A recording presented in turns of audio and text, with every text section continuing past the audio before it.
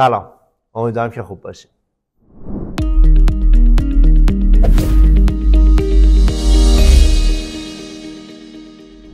تو قسمت قبلی ما اومدیم یه توضیح در مورد جنگل‌ها و درخت‌ها دادیم. حالا تو این قسمت می‌خوایم بیایم چوب رو تعریف بکنیم. همونطور که تو قسمت قبلی گفتیم، ما به لایه جامدی که زیر کامبیوم تو تنه درخت هست میگیم که چوب. خود اون چوب از دو تا قسمت ساپ‌وود و هاردوود تشکیل شده بود. حالا تو این قسمت می‌خوایم بریم اصلا خود چوب رو بررسیش بکنیم، ببینیم از چه چیزهایی تشکیل شده، چه خصوصیتایی داره و چه عواملی روش تاثیر میذارن. اول از همه بیایم بگیم که چرا ما این متریال رو اصلا انتخاب کردیم که راجبش صحبت بکنیم و اصلا داریم باش کار میکنیم. چوب به عنوان یکی از منابع طبیعی که در اختیار ما هست، یه سری خواص و ویژگی‌های خیلی خاص و منحصر به فرد خودش رو داره. اول از همه این که این یک منبع تجدیدپذیره. یعنی چی؟ یعنی ببین یه سری منابعی مثل نفت و گاز وقتی شما استفادهش میکنی، خب اینا تموم میشه و جایگزینیش خیلی زمان زیادی طول میکشه. ولی شما اگر از یک جنگل بیاین خیلی خوب مراقبت بکنید، این به صورت مداوم و مدام العمر به شما چوب میده و چوبتون رو تامین میکنه. پس تجدیدپذیریش خیلی راحت تره. از اون طرف خیلی آسیب کمتری به محیط زیست میزنه. نفت و گاز کلا خب همونطور که ما میدونیم آسیب‌های جبران ناپذیری به محیط زیست اون دارن میزنن، ولی چوب خیلی راحت بازیافت میشه و به محیط برمیگرده. از اون ور خود چوب به عنوان یک متریالی که تو ساخت و ساز داره استفاده میشه، یک سری خواص فیزیکی و شیمیایی خیلی خاصی داره که یک جایگاه یونیکی بهش میده.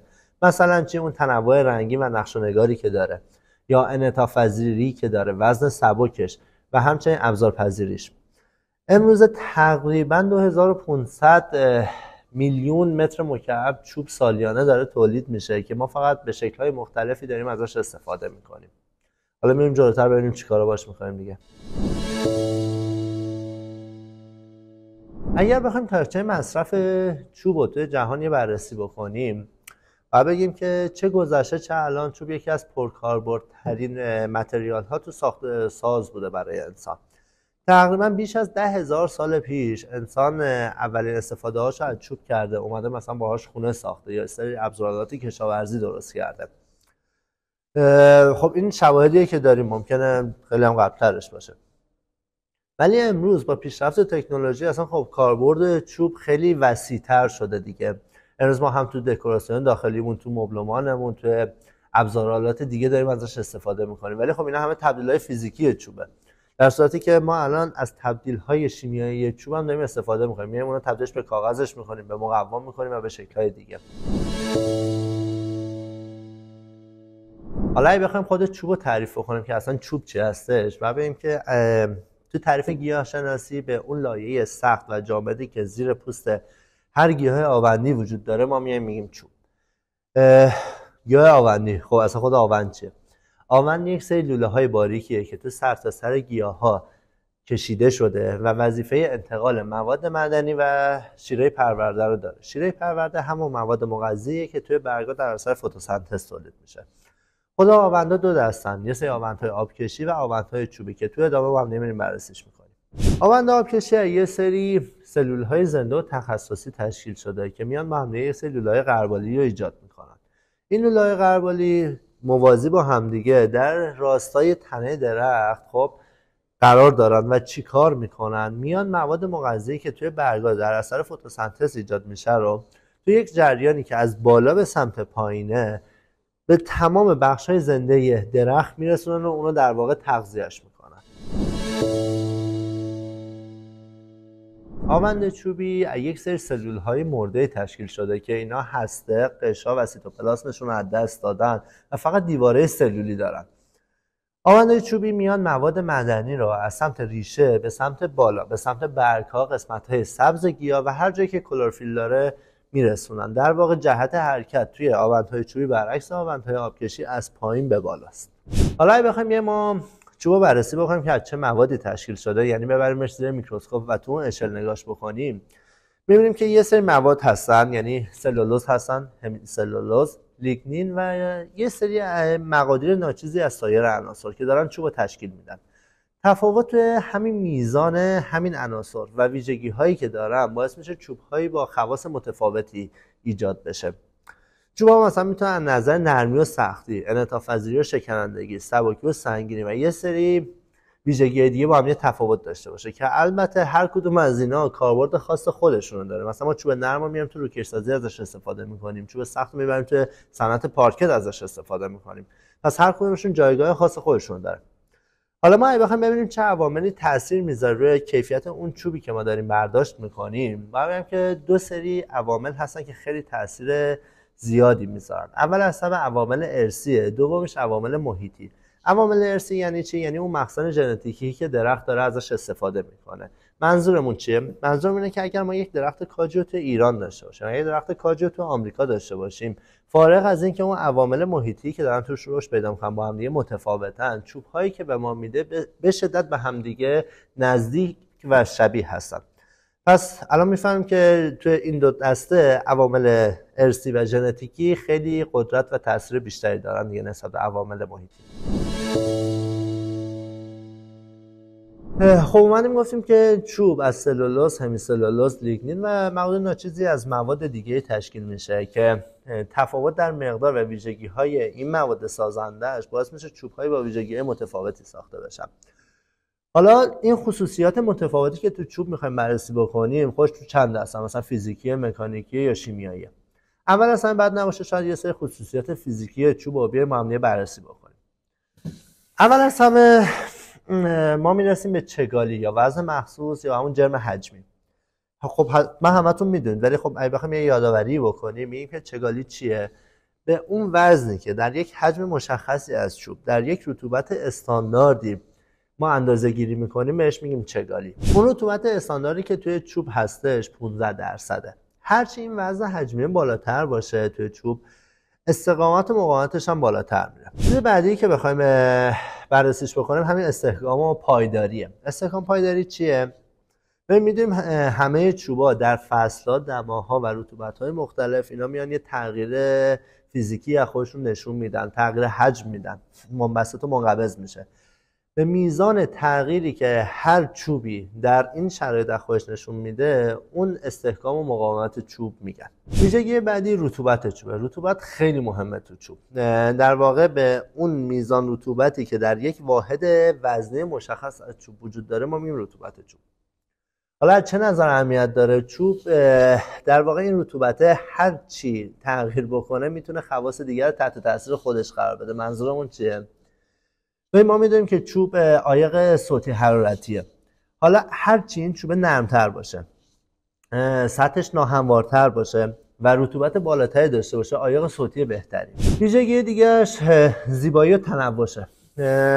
خب چوب یک عنصر طبیعی و خیلی گرمیه که به خاطر اون نقش و نگارهایی که داره یک زیبایی خاص و یونیکی رو در اختیار ما میده. از اون طرف هم به خاطر تنوع درخت‌هایی که ما داریم و پیگمنت‌هایی که دارن، اینا بسیار در رنگ‌های متفاوتی در اختیار ما هستن. مثلا ما یه درختی مثل گردو رو داریم که رنگ تیره رو داره، از اون ور بلوط رو داریم که رنگ روشن رو داره. وزن سبکی که چوب داره در مقایسه با سایر متریال‌هایی که برای ساخت و ساز ما ازش استفاده می‌کنیم یه جایگاه خیلی خاصی رو بهش میده، مخصوصا تو ساختمان سازی. چوب قابلیت پردازش داره. یعنی چی؟ ما میتونیم باهاش ماشین کاری بکنیم، هر نقش و نگاری رو که می‌خوایم روش در بیاریم. خب ویژگی خیلی قابل توجهیه. و مهمتر از همه شاید این باشه که چوب یه پایداری زیست محیطی داره. منظورمون چیه؟ چوب به راحتی به طبیعت برمیگرده، بازیافت میشه و در مقایسه با سوخت‌های فسیلی آسیب بسیار ناچیزی رو به طبیعت میزنه. خب همونطوری که چوب‌ها از نظر خصوصیات فیزیکی با هم یک سری تفاوت‌ها دارن، از نظر ویژگی مکانیکی هم با هم یک سری فرق‌ها دارن که الان میایم با هم بررسی می‌کنیم. اولین ویژگی مکانیکی که توی چوب ما بررسیش می‌کنیم مقاومتشه. مقاومت یعنی میزان تاب‌آوری چوب در مقابل یک سری از نیروها. خود مقاومت تو 3 دسته تقسیم بندی میشه. مقاومت ضربه‌ای، مقاومتی که در مقابل ضربه داره، فشاری، چه مقدار فشاری رو میتونه تحمل بکنه، خمشی یعنی وقتی که ما میایم خمش می‌کنیم تا یک جایی این تغییر قیافه میده ولی از یک جایی بعد میشکنه، به اون میگن مقاومت خمشی. بعد از اون بعد برسیم به بررسی سختی چوب. سختی چوب فکر کنم که راحت ترین راه این باشه که بیایم با یک مثال تعریفش بکنیم. فرض کنید شما یه تیکه چوب دارید و یک میخی رو میایین روش فشار میدید. هرچی اثری که از این میخ روی اون چوب بمونه بیشتر باشه، سختی اون چوب کمتره. مثلا چوب روسی سختی خیلی کمی داره و چوب راش در مقابل با اون سختی بیشتری داره و وقتی که میخ روش فشار میدیم اثر کمتری از اون میخ میمونه روش. سختی یه رابطه مستقیم با میزان تراکم وزن حجمی چوب داره. عامل بعدی که باید بررسیش بکنیم دوام چوبه. کلا باید بدونید که چوب یک متریال کم دوام و حساسه، به راحتی توسط حشرات و قارچ‌ها مورد تهاجم قرار میگیره و آسیب میبینه. ولی هرچی حالا باز این تراکمش بالاتر باشه باز چوب مقاوم تره. حالا اگه بخوایم چوب از نظر ویژگی‌های شیمیایی بررسی بکنیم باید ببینیم که خب این از چی تشکیل شده. همونطور که گفتیم این بیشتر ماده‌ای که چوب تشکیل میده سلولوزه. پس باید ببینیم که سلولوز در شرایط شیمیایی متفاوت چه رفتاری و واکنشی داره از خودش نشون میده. به عنوان مثال در مقابل با گرما اینطوریه که سلولوز در 150 درجه سانتیگراد تغییر رنگ میده و تو 300 درجه کلا میسوزه و تبدیل به خاکستر میشه. در مقابل با اسید اینطوریه که توی شرایط اسیدی رقیق اتفاقی براش نمیافته و توی غلیظ تغییر شکل میده. یعنی پس میتونیم بسوزونیم ما چوب به واسطه اسیدهای غلیظ. توی شرط قلیایی مشابه، توی حالت رقیقش اتفاقی نمیافته ولی توی شرط قلیایی غلیظ ما تغییراتی رو سلولوز داریم که توی صنعت ابریشم‌سازی مصنوعی مثلا داریم ازش استفاده میکنیم. جدا بر تمام خواص فیزیکی، شیمیایی و مکانیکی که چوب داره، خیلی معتقدن که چوب یه سری خواص درمانی هم داره. مثلا به عنوان مثال درخت سرو خاصیت ضد باکتریال داره. یعنی چی؟ یعنی جلوگیری از رشد باکتری میکنه. از اون طرف به خاطر اون ارتباطی که انسان با طبیعت میگیره وقتی که از چوب استفاده میکنن، خیلی ها معتقدن که این یه آرامش رو در روح ما میتونه ایجاد بکنه. بانمه که دیگه کلا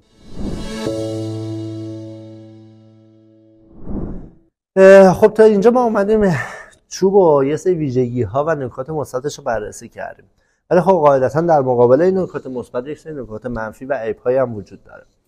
اول از همه اینکه چوب نسبت به رطوبت بسیار حساسه. همونطور که میدونید اگر چوب در یک محیط مرطوبی قرار بگیره آروم آروم اون رطوبت رو جذب میکنه و یه تغییر اندازه، فرم و حجمی رو میده. از طرف دیگه همون رطوبت میتونه باعث پوسیدگیش بشه و شکننده ترش کنه. عیب دیگه ای که داره، همونطور که قبلا گفتیم که چوب دوام کمی داره. در مقابل حشرات و قارچ‌ها این بسیار آسیب پذیره و میتونن خیلی راحت اینو تجزیهش بکنن و بهش آسیب برسن، مثل موریانه. مسئله دیگه ای که وجود داره حساسیت چوب نسبت به گرما و حرارت و آتش. خب همه میدونیم که چوب یکی از مواد اولیه برای درست کردن آتشه. برای همین وقتی که شما یک سری محصولات چوبی رو دارید باش کار میکنید، باید همیشه به این نکته حواستون باشه. در آخر هم این مسئله که چوب نیاز به مراقبت و نگهداری دائم داره. همونطور که چوب میدونی یه متریال طبیعی با ارزش و بسیار حساسه و قاعدتاً توجه و نگهداری ویژه و خاص خودش هم نیاز داره دیگه. تا اینجای کار ما اومدیم یه تعریفی از چوب کردیم، ویژگی‌هاش رو گفتیم، نکات مثبت و منفیش رو اشاره کردیم.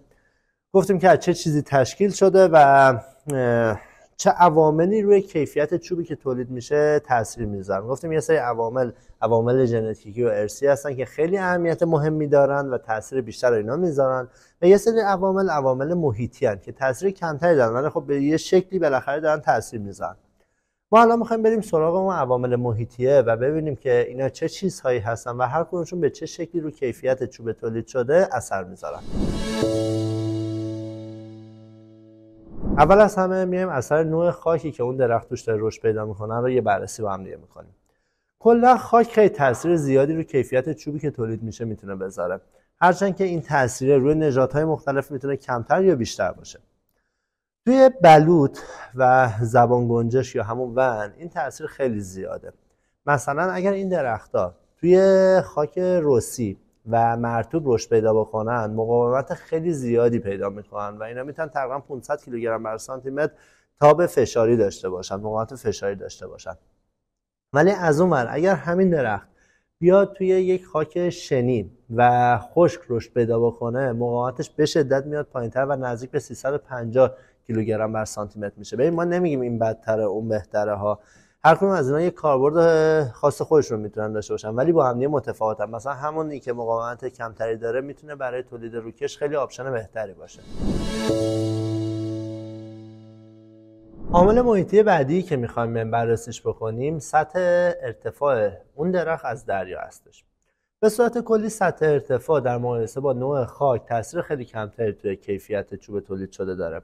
ولی تو بعضی گونه‌ها مثل راش این تاثیر خیلی زیاد و قابل مشاهده و اندازه‌گیریه. بخوام دقیق‌تر بگم بهترین راشستان‌هایی که ما داریم در ارتفاع 1500 متری از سطح دریا هستند. این راشستان‌ها راشایی به ما میدن که چوبشون بسیار با کیفیته و مقاومت زیادی داره و تو ساخت و ساز خیلی خوب میشه ازشون استفاده کرد. ولی حالا هر چی سطح ارتفاع از دریا بالاتر بره، یعنی اگر بیاد بالای 1500 متر از سطح دریا رشد پیدا بکنه، قطر حلقه های سالیانه، حلقه های رشدش بیشتر میشه. یعنی در واقع چوبی که تولید میشه حجم بیشتری داره ولی مقاومتش میاد پایین. حالا نمیگیم این چوب بدتره.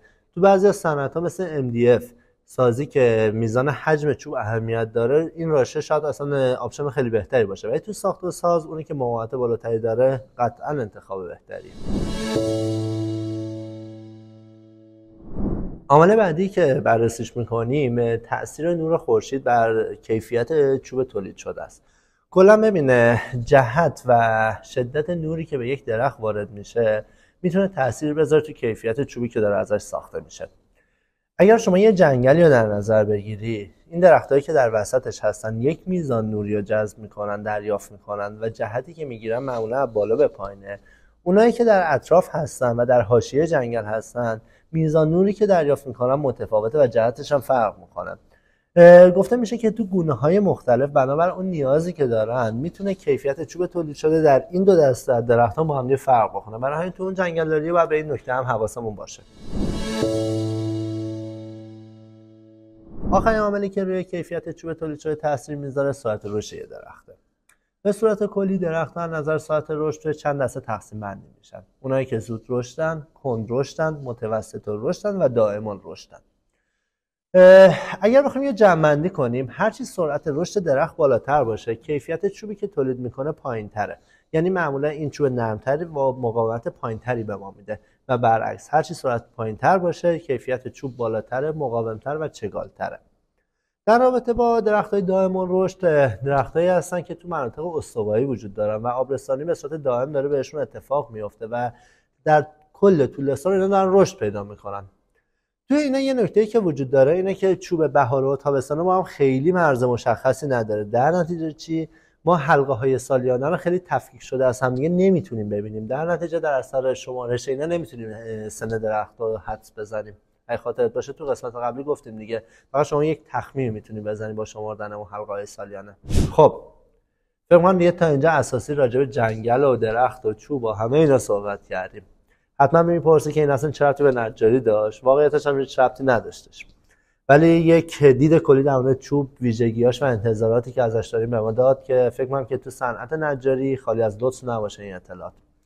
از قسمت بعدی ما دیگه آروم آروم وارد مباحث مرتبط تر با نجاری میشیم. همین. پس به امید دیدار.